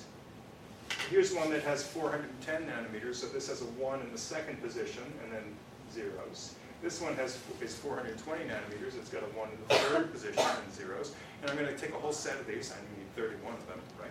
And 31 of these laser lights. Think of them as laser lights. And I ask a human to do the color matching experiment for each of these inputs. I'm just running them through the system, if you like. And each time they hand back 3 numbers, right? Those are their knob settings. Knob setting, knob settings, knob settings, knob settings. How many of these do I have? I have 31 of them, so I have a 31 by 3 matrix. I can pack all of these knob settings that I measured in this experiment into a matrix, 31 by 3.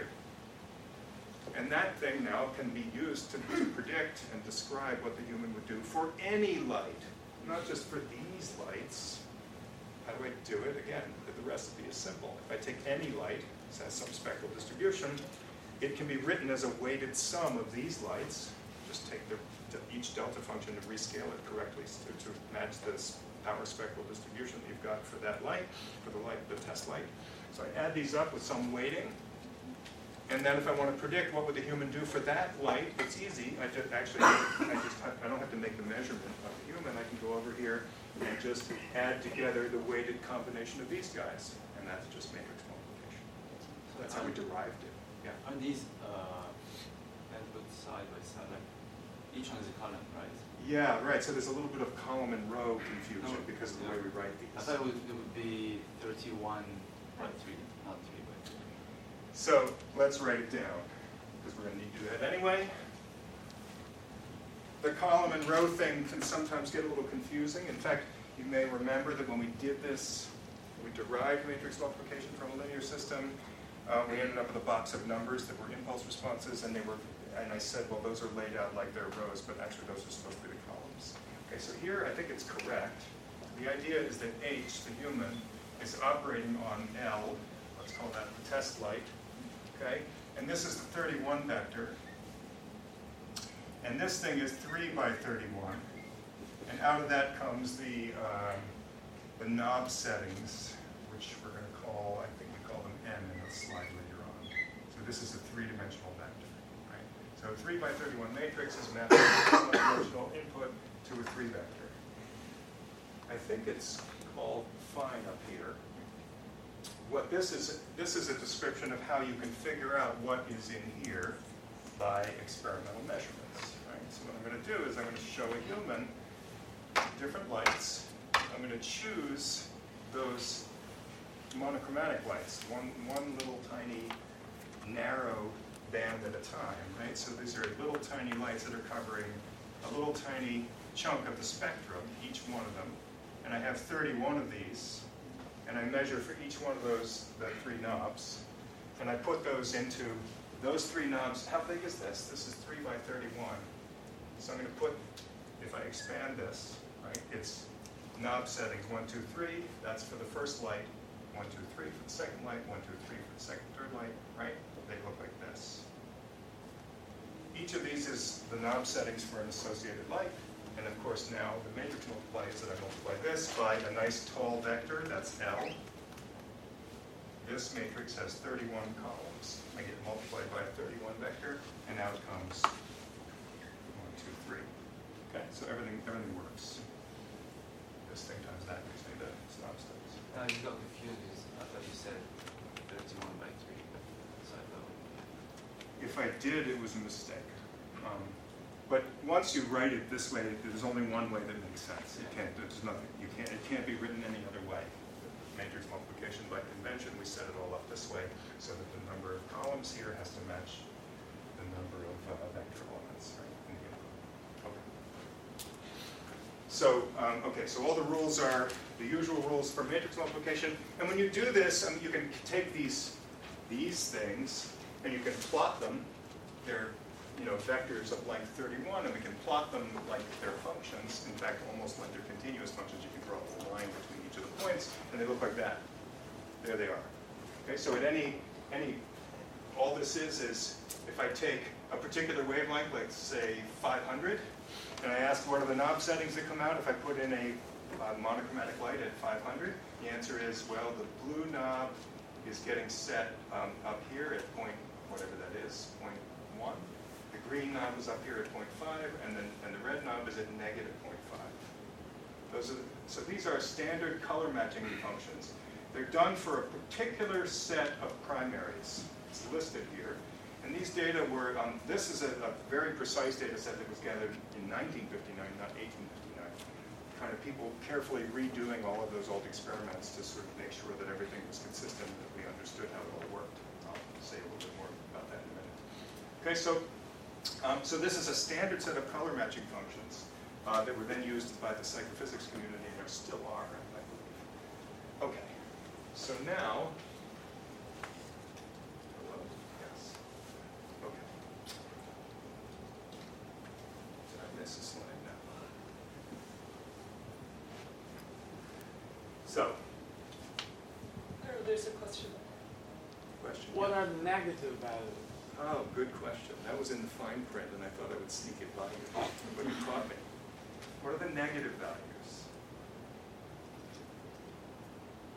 These are like knob settings, the way I described them to you. You're setting the intensity of a light source. What does it mean to make it negative? You can't really do that. These are power measurements, like energy. It can't be negative. So what does that mean? Just outside the expected frequency range for that color? It's not about the frequency range, right? So this is an amplitude, right? And so amplitudes have to be positive. It can't make a negative amplitude on a light source. It can't make it have negative energy. So it turns out that when you kind of work through the math, you realize, well, the math is nice and clean and simple, but in reality, some of these things are restricted to positive values. So the way that you actually handle that is instead of adding light on the right side of the screen in the color matching experiment, you add it to the other side. So a negative light on one side corresponds to a positive light on the other.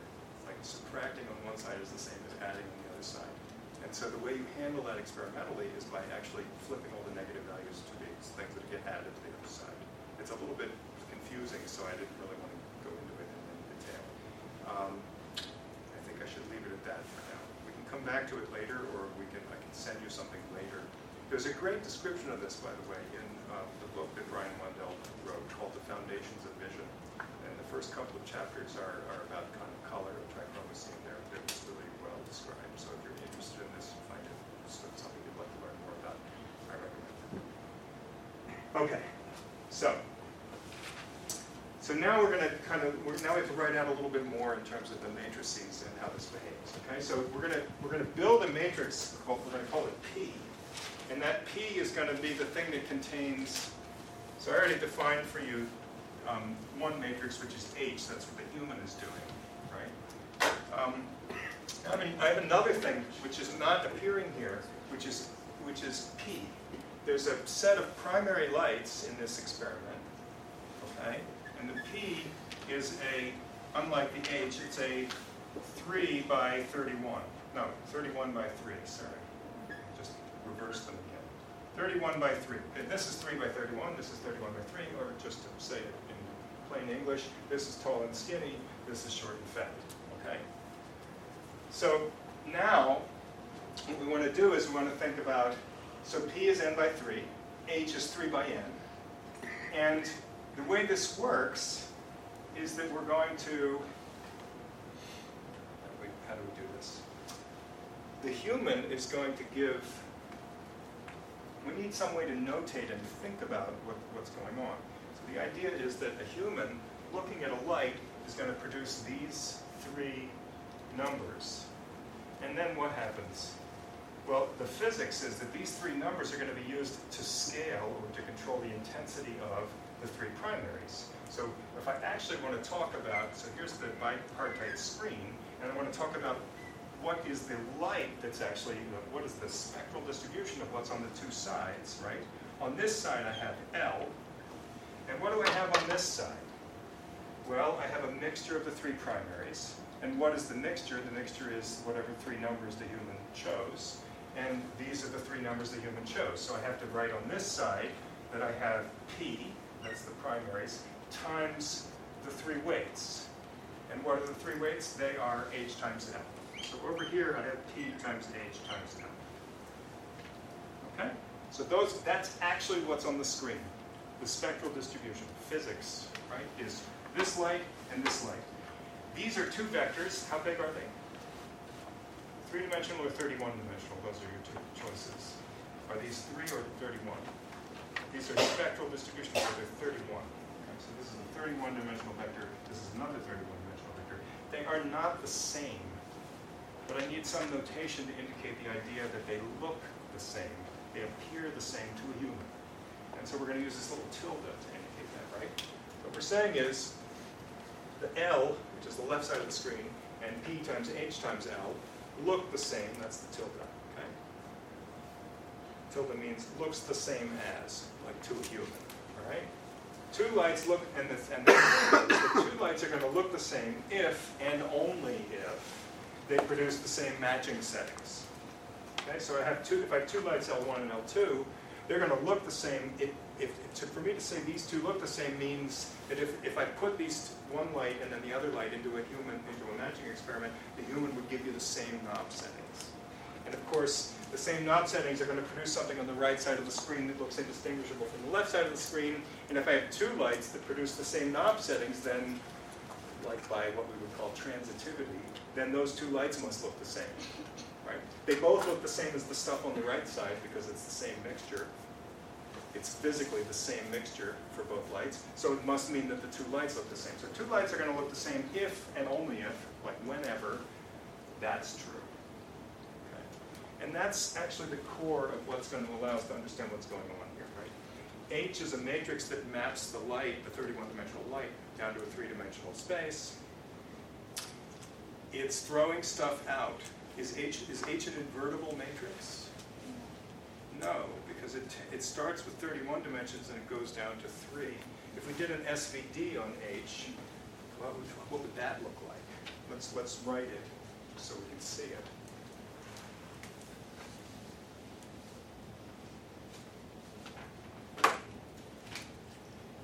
H equals U SV transpose. H is 3 by 31, so it is like this. There's an S. It has 3 values. This is S. And then there are all zeros over here. And then there's a giant matrix, which is going to be impossible to draw, which is going to be the V transpose, which is 31 by 31. Right? And over here is a little tiny one. That's U, which is the 3 by 3. Okay. So there's my 3 by 3 U matrix. Here's my 31 by 31 V matrix, and it's these huge things that are spectral distributions. And here's my S. Okay, so I'm taking the space of all 31 dimensions of the input. I'm rotating it around. That's what this does. Nothing got lost. I'm just rotating it. And then this thing is saying, okay, all the stuff that came in at the bottom, actually there's 28 of these. So 28 things at the bottom, i.e. most of the matrix. Only that, here's the line.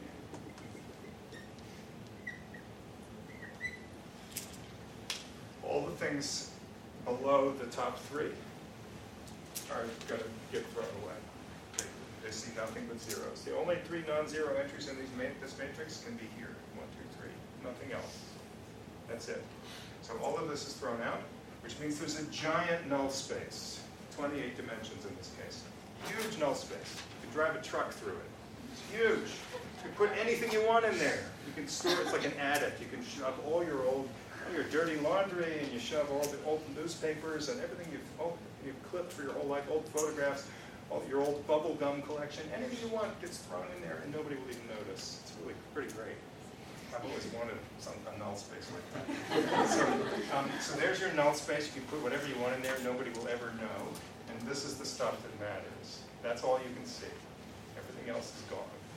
So it means that it's very easy to understand why you can generate lights that are different, physically different, but look the same. How would you do it? If I give you a light, here's a light L. It has whatever spectral wavelength it has. I want to perturb it. I want to mess with it in such a way. I want to add something to it that is invisible, that a human will not notice. How do I do it? How do I do that? So the answer is add something that lies in the null space. And because then, if I take, so let's say start with L1, and I want to generate L2, what I'm saying is that I want to add something in the null space. It means that the thing that I'm going to add is, of course, the difference between L1 and L2. I want that thing to lie in the null space. So I want this matrix H times this to be equal to 0. Right? So how do I come up with something that I'm sure will lie in the null space? What do I add to L1 that will lie in the null space? There's more than one answer, of course. Can you think of something that you could add to L1 that would make it divide in the null space? Or another way of writing this would be, let me write it the way I'm saying it, okay? Here's H applied to L1, H times L1, right? What I want is for that to be equal to H of L1 plus, I'm going to call it L tilde, okay? L tilde is, if that's true, if H times L1 is equal to H times, this is L2, okay? L2 is L1 plus L tilde. I'm going to change L1 by adding something to it. If that equation is true, then I can distribute H over this. This becomes H times L1 plus H times L tilde. I can subtract H times L1 from both sides, right? This is just like standard algebra, and I get 0 equals H times L tilde, i.e. L tilde lies in the null space, right? Okay, I'm just trying to spell it out for you. I'm looking for something that I can add to L1 that I won't notice because it lies in the null space. How do I pick something in the null space? How do I generate something that lies in the null space? I could just guess. I could make a random vector, 31-dimensional vector. Will that lie in the null space? It might. Probably not. Generally, a random vector is going to have components that lie scattered around the whole space. So some of it will lie in the null space, and some of it will not lie in the null space. Some of it is going to get through up here. I want to make sure it all goes into the attic. So how do I do that? Put zeros in the first 3 rows. That's that right idea. The first 3 rows are what? I'm trying to make a light. A light is something that I'm going to apply H to. I want to make an L tilde. That's the thing I'm trying to make. And I want to apply H to it. H is just this product, USV transpose. So I don't really want to make, I could take L and I could put zeros in the first 3 entries. It's 31 entries. I could put zeros up there, but that's not really right. Why not? That's not the null space. It's not the entries of L that define the null space. No, that's okay. Keep going. I don't know. You're almost there. How about if I pick the 4th row of V transpose? I just pick it up. So it's V4, we'll call it. This one. What properties does that have? Does it lie in the null space? Yeah, of course. How can I prove that it lies in the null space? Well, if I have an input that just happens to be equal to V4, what happens as I go through this matrix sequence? Well, V4, here's my input. I apply V transpose to it. What does that do? I take dot products of all these rows with V4. What is that? What do I get out? Dot product of V1 with V4 is what? 0. They're orthogonal. This is an orthogonal matrix. So I get 0. Dot product of V2 with V4, 0. V3 with V0, 4, 0. V4 with V4, 1. And V5 with V4, back to 0. So when I take an input which is equal to V4, and I run it through this, I hit it with this matrix, what comes out is something that basically picks out the fourth element. It says, aha, it's V4. And it puts a 1 there, and everything else is 0.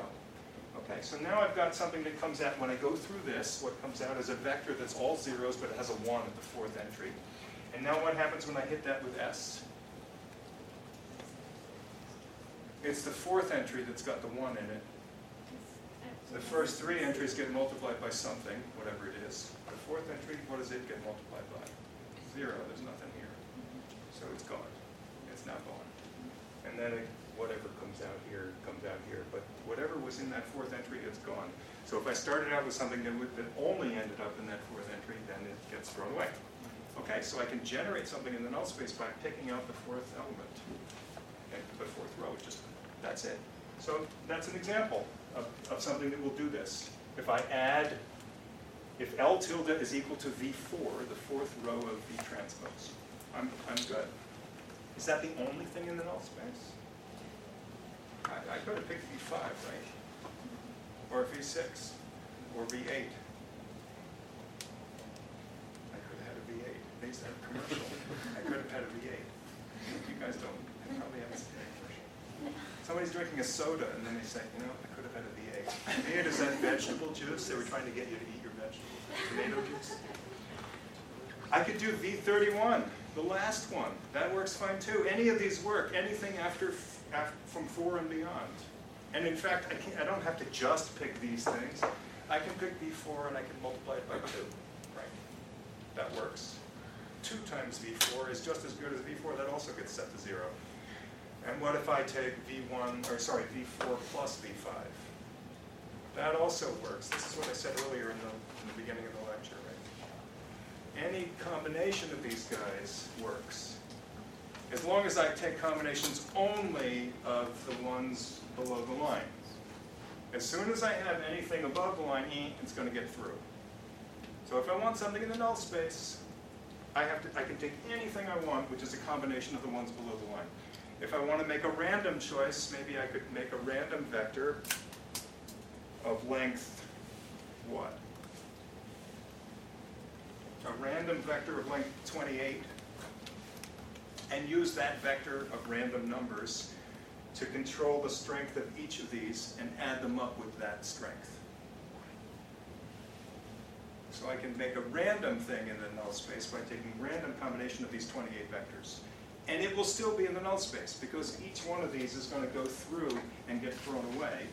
And it will be, all those 28 vectors are orthogonal. They're perpendicular to the first 3, so they will not show up in the first 3 entries. So I can generate something in the null space and show it to a human, and they won't see it. It's invisible. I can generate invisible stimuli. It sounds kind of useless. Why do we want to do that? And kind of generate invisible stimuli? Because I think you can't. Pardon? Because they are negative. You're right. We have the negative problem again.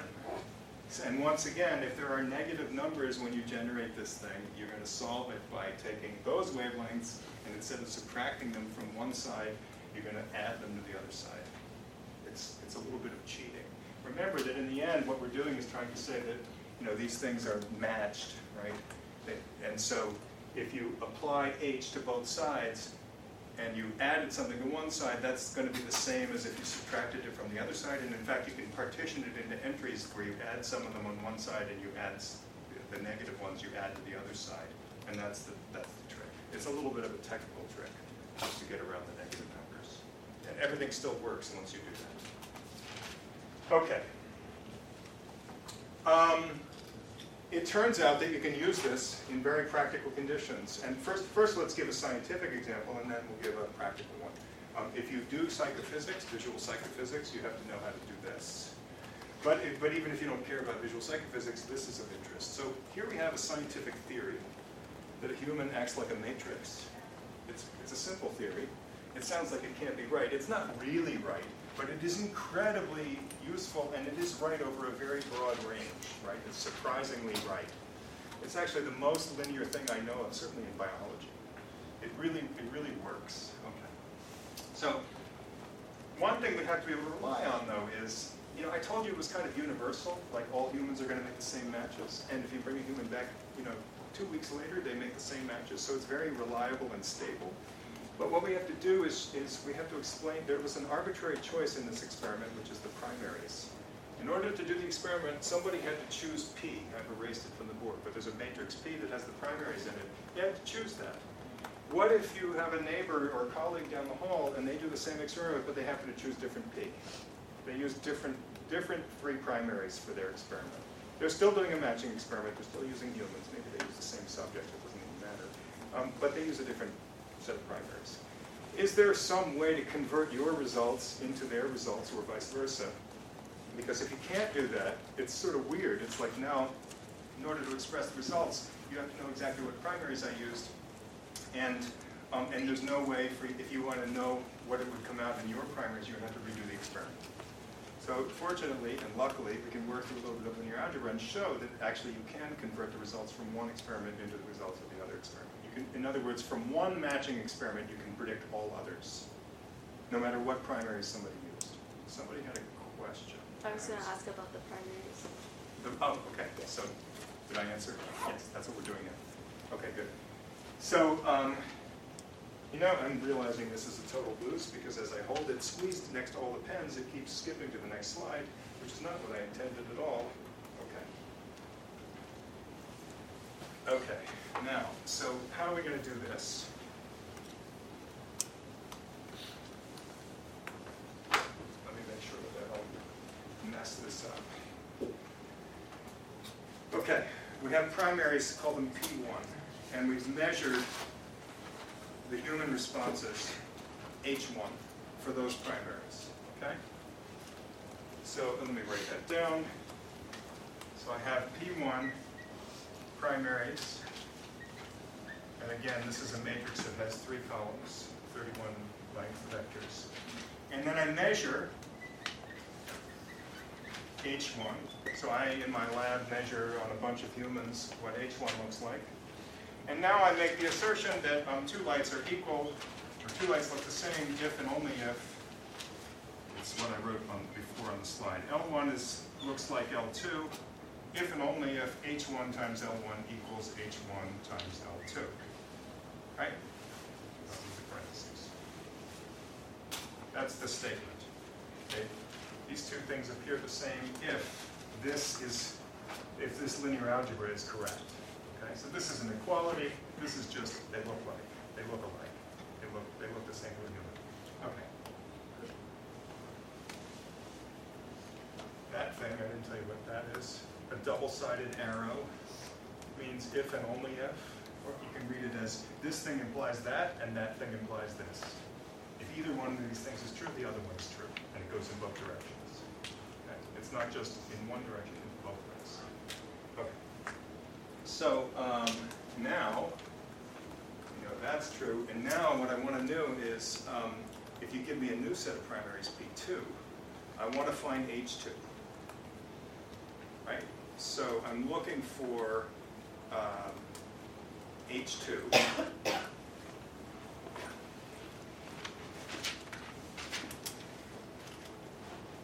So down the hall, somebody's using a different set of primaries.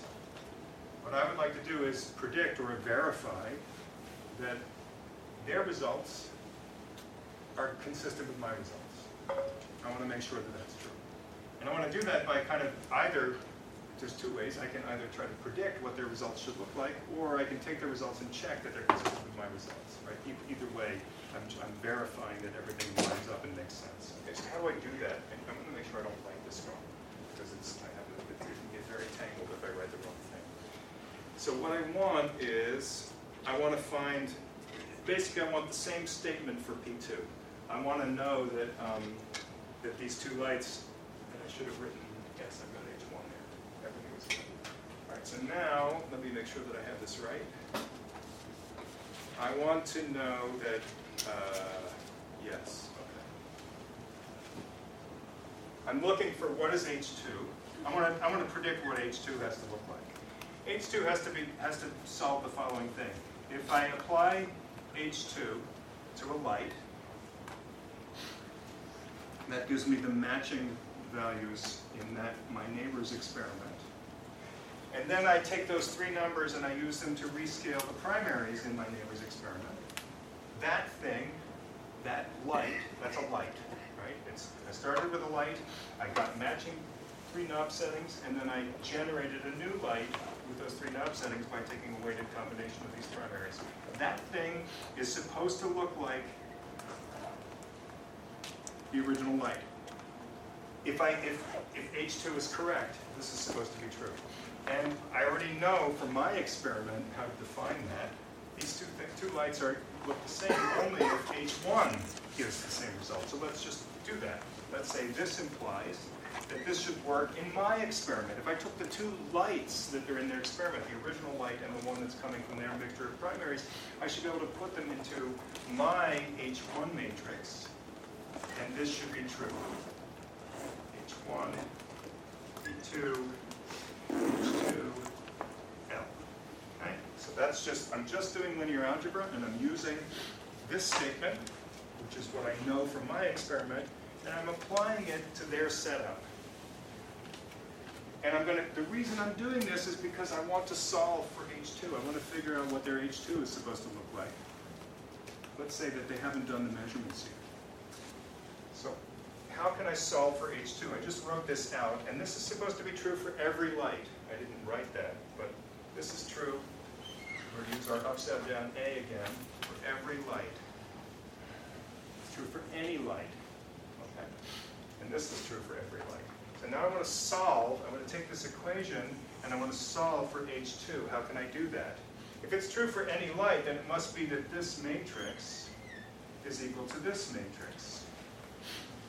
Because it's got to be true for any input. So it's got to be that the whole matrix must be the same. So this matrix equals this matrix, and now it's pretty straightforward. What I need to do is isolate H2, and you do this the same way you would do that in any kind of algebraic solution, right? You have a product of things. I want to get rid of these bits that are in front of this so I can isolate H2. What I have to do is divide by these things, get them on the other side of the equation. But these are matrices. You don't divide by matrices. You have to multiply by the inverse. Okay.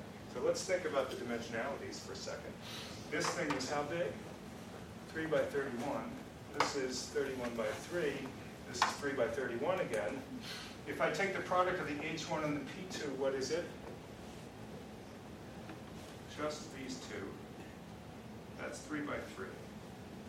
So it's got to be 3 by 3 or 31 by 31, and it turns out it's 3 by 3. Why? Because the output of this whole thing is the knob setting, so it's a three-dimensional vector. So this product is going to be 3 by 3. So there's a little 3 by 3 matrix here, and what we need to do to solve this equation, I'm going to delete the stuff, erase the stuff over here. When you do too much coding, you stop using the word erase, you start using the word delete. I'm going to delete this stuff. So all I'm going to do is just take this thing and assume I can invert it. So I'm going to write H1 P2 inverse times H1, that's over here, is equal to H2. All I did is I took the matrices and I peeled off the front part of this, the H1 times P2, by inverting it and shoving it over here. Multiply both sides by the inverse of this. Right? I'm assuming it's invertible. And that's the answer. Look, I just solved for H2. So what I'm saying is that I can predict the H2 that my neighbor will measure with humans by taking the one that I already measured, H1 that I already measured, and modifying it a bit. How do I modify it? It's kind of cool. I have to modify it by multiplying by the inverse of a 3 by 3 matrix. We're going to have to verify that that's invertible, but we can do that. We'll take this product and we'll do an SVD on it, and we'll make sure that it's invertible. what is this? What is this matrix? It's H1 applied to P2. What's that mean? P2 has lights, 3 primary lights in its columns. H1 is something that, in my experiment, gives me the matching, the knob settings for my humans in my experiment. So this is sort of like, I have to take the primaries that my neighbor is using, and I have to run my experiment on those primaries. I have to get the matches for those 3 primaries. That's what this is going to be. It's going to give me 3 knob settings, 1, 2, 3, for the 3 primaries that my neighbor is using. Once I've got those out, I put them in a matrix, a 3 by 3. I invert that matrix. I multiply it by my own H1 matrix, and that gives me the new matrix. It's like transformed it into a new space so that it works properly with those primaries. So this is basically just converting to a new set of primaries by doing effectively the color matching experiment on those primaries, using my primaries. It's pretty cool to sort of think about, interpret what that means, but just in terms of the math, it's actually very simple. You just take this 3 by 3, invert it, multiply it by this, and you're done. So now you can go down the hall and say, deliver the person this 3 by 31 matrix and say, well, if you run your experiment, which you, by the way, don't need to do, because this is the answer you're going to get. Here's the answer. You can go and verify this, but here's my prediction. And of course, this has been done millions of times. And it basically always works, except when people are colorblind. And I didn't get to tell you that little bit about colorblindness, but you can kind of imagine how that goes. Let me tell you the very end of the story, and then you'll see how it goes. I know we're out of time. So here's the summary of the story. The story is that there's a theory that says that your visual system, your entire visual system, is somehow taking that full color spectrum and smashing it down to a 3-dimensional space. What's weird is your brain is a very nonlinear device. So how is it that this is happening, and then all of that is happening, and then you're setting knobs with your hands and fingers, and through all of that, motor control, decisions, all the stuff that you're doing, all of that thing, this thing is acting like it does a 3-dimensional projection, and then a whole bunch of nonlinear stuff, and it still acts like a linear system. And the answer is that the experiment is very sort of cleverly arranged so that all that matters, the loss of information, is all here. There's a massive loss of information from this thing down to these 3 values. And the rest of this, we don't know what it is, it's the rest of your brain, is not losing any information. It's doing something very nonlinear, but it's not losing any information. So whatever it does, if you say the 2 lights match, it means that these things matched. And if they get distorted through some nonlinear process, it doesn't matter because they will still match. The thing where you lost the information is linear. So that's basically why the theory works. And just to be clear, the rest of the story is that this got set up in standards in 1931, on which color TV and color film got built. And we figured out the mechanisms in 1987, and what are they? What are the mechanisms? You know what the answer is. Photoreceptors. In the human eye, you have 3 classes of photoreceptor, actually 4, because you have rods. Let's ignore the rods. You have 3 sort of photopic photoreceptors, the ones that operate in luminance conditions like in this room or outdoors, in bright sunlight. And those 3 things, they come in 3 classes. They're genetically determined, and they absorb light differently. It's genetically determined. Each one of those things absorbs light differently. And in 1987, Dennis Baylor's lab actually measured the spectral absorption. So this is a glass micropipette that is sucking up a cone from a primate retina inside of this pipette. It's shining light through it. That's a laser being shown through it. And they measured the absorption, the voltage that comes out as a function of wavelength. So how much gets absorbed and turned into a signal. And they plotted it. They found 3 such things, and they plotted 3 such curves that describe the absorption. This is a log plot. And it turns out that and here it is on a linear plot, right, 1, 2, 3. 2 of them are very close to each other. 1 of them is very different. And if you then go and try to replicate using those things, those absorptions, plug those in as an H matrix, like pretend that that's what a human is doing, it replicates the perceptual data perfectly. So the cone absorptions explain the projection down to 3 dimensions, and they can predict color matching. So you can take the cone absorptions, which are measured physiologically, and you can treat those like the system that operates on those lights, and and you could predict what the knob settings would be, because those are just now the cone responses, and they predict perfectly the results of all the perceptual experiments. The amazing thing about this is 1987, and all those perceptual experiments were done in 1887, or the 1800s. So this is a scientific theory, hypothesis, that had a huge amount of perceptual validation, and 100 years later got tested physiologically, and the fit is perfect. So it's really an unbelievable story. And for me, it became kind of the story of why I wanted to study vision, because I wanted to understand how perception and underlying physiology came together through some sort of theory to explain what is it that we can see, and how do we do it. So this is, to me, it's an unbelievable story, and that's really all I wanted to tell you. We left out a little bit of details. I swept some things under the rug, things about negative entries, things about color blindness. Those things we can either touch base on next time, or they'll be part of the homework set. Okay, tomorrow, 10 o'clock.